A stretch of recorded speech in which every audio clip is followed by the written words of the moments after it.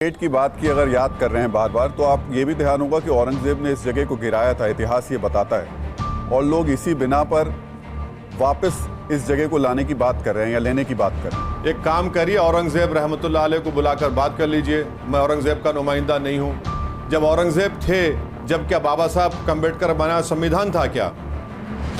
जब बादशाह थे, तलवार से हुकूमत चलती थी, चाहे किसी बादशाह, कोई बादशाह किसी मजहब का हो, संविधान तो नहीं था ना। राइट टू इक्वालिटी तो कब मिला आपको, हमारे को? पार्लियामेंट था क्या जब? पार्लियामेंट नहीं था जब।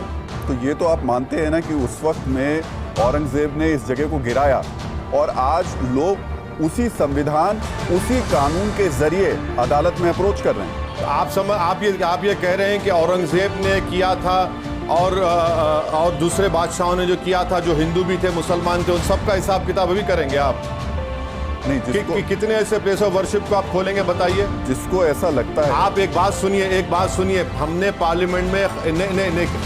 पार्लियामेंट में कानून बनाया कि 15 अगस्त 1947 को जिस किसी का प्लेस ऑफ वर्शिप होगा वो ही रहेगा। उसमें गलती सबसे बड़ी ये होगी कि हमने बाबरी मस्जिद को शामिल नहीं किया।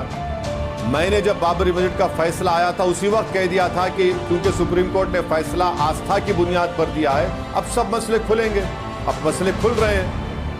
कोर्ट फैसले दे रहा है ना, ये आप मान रहे हैं कि कोर्ट सही नहीं कर रहा है? बिल्कुल, मैं तो कहा ना, बाबरी मस्जिद के जजमेंट को मैंने कहा था कि supreme court is supreme but not infallible.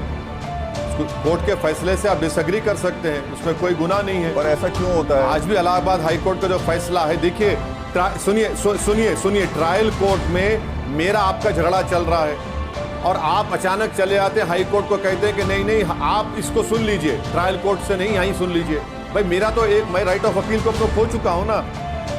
High court अगर ट्रायल कोर्ट बनेगा तो मेरा राइट ऑफ अपील मैं खो रहा हूं। उसके खिलाफ सुप्रीम कोर्ट गया और सुप्रीम कोर्ट 9 जनवरी को सुनवाई करने वाला था। साहब, लेकिन ऐसा क्यों है कि जो फैसला आपके समर्थन में आएगा, आपके लिए सही होगा, उसको तो आप कह देंगे नहीं सही है। सेम सेक्स मैरिज में कोर्ट सही हो जाता है। जब जयपुर में 4 दोषियों को रिहा कर दिया जाता है, बरी कर दिया जाता है, तब कोर्ट सही हो जाता है।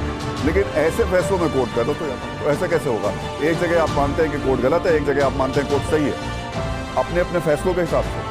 देखिए, कोर्ट, सुनिए, सुप्रीम कोर्ट हमारा आखिरी अपेक्स कोर्ट है, उसके फैसले को मानते हैं। फैसले से डिसएग्री करना वो भी मेरा राइट है। आपने राम मंदिर पे, आप ऐसा राम मंदिर पे कहाँ माना? डिसएग्री कर रहे हैं, डिसएग्री कर रहे। अरे भाई, अगर 6 दिसंबर को मस्जिद नहीं टूटी तो क्या कोर्ट पैसा देता?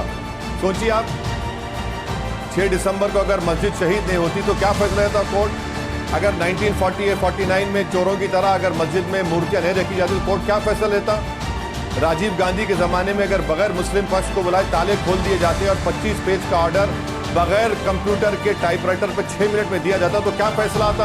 अब असदुद्दीन ओवैसी क्या करेंगे इस मामले में? आपके सामने आए, बोलेंगे अपनी बात, पूरी देश के सामने बोलेंगे। जो हम कर सकते जमहूरियत के दायरे में करते हैं और करते रहेंगे। आज का जो फैसला आया, मैं उसको मानता हूं कि जल्दबाजी में फैसला ले लिया गया है। अब देखिए सुप्रीम कोर्ट में क्या होता है। ये लोग, मुस्लिम पक्ष सुप्रीम कोर्ट को जाएगा।